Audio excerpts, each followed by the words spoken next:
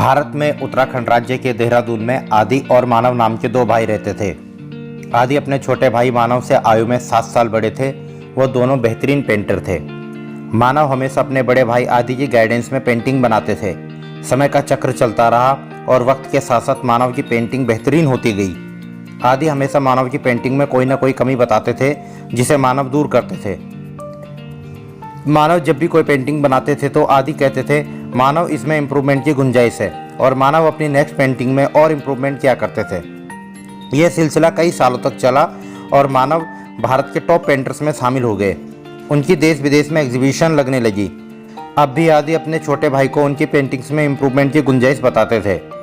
एक दिन मानव ने सोचा, मेरे बड़े भाई मुझे हमेशा इम्प्रूवमेंट के लिए कहते रहते हैं, जबकि मैं उनसे अच्छा पेंटर हूँ। मुझे उनसे ज़्यादा एग्जीबिशन में बुलाया जाता है और मेरी पेंटिंग उनसे कई ऊंचे दामों में बिकती है। इस बार जब मानव एक एग्जीबिशन के लिए पेंटिंग बना रहे होते हैं तो आदि उन्हें और इम्प्रूवमेंट करने के लिए कहते हैं। इस पर मानव जवाब देते हैं, भाई मैं एक इंटरनेशनल पेंटर हूँ और आप आज तक उत्तराखंड से भी बाहर नहीं निकल पाए, फिर आप मुझे कैसे सलाह दे सकते हैं। मैं अपनी कला से 100% सेटिस्फाइड हूँ और मुझे अब किसी भी इम्प्रूवमेंट की ज़रूरत नहीं है। आप कृपया अपना व मेरा वक्त ख़राब ना करें। मानव की बात सुनकर आदि बिना कुछ कहे वहाँ से अपने पुश्तैनी मकान गढ़वाल चले जाते हैं। समय बीतता रहा। मानव के पास ऑर्डर आने कम हो जाते हैं। वह लोग उन्हें एग्जीबिशन में भी बुलाना कम कर देते हैं। मानव डिप्रेशन का शिकार होने लग जाते हैं। फिर उनको याद आता है वह जब छोटे थे उन्हें जब भी कोई प्रॉब्लम होती थी तो आदि उनको शॉर्ट आउट करते थे। वे अपने बड़े भाई आदि से मिलने गढ़वाल चले जाते हैं। वह उन्हें अपनी समस्या बताते हैं। आदि अपने छोटे भाई मानव के सर पर हाथ फेरते हुए कहते हैं कि मुझे पता था कि ऐसा होगा। आदि की बात सुनकर मानव आश्चर्यचकित होकर कहते हैं, भाई अगर आप जानते थे तो आपने मुझे समझाया क्यों नहीं। आदि बोले, क्योंकि तुम समझना नहीं चाहते थे। मैं जानता हूँ कि मैं तुम्हारे जितना अच्छा काम नहीं करता और ना ही मेरी सलाह बहुत अच्छी होती है, वो तुम्हारे लिए कोई काम करती है। परंतु भाई जब मैं तुम्हारे काम में कभी कोई कमी निकालता था तो तुम खुद भी अपने काम से अनसेटिस्फाइड हो जाते थे और खुद को और बेहतर बनाने की कोशिश करते थे। वही खुद को और बेहतर बनाने की कोशिश तुम्हारी कामयाबी का कारण थी।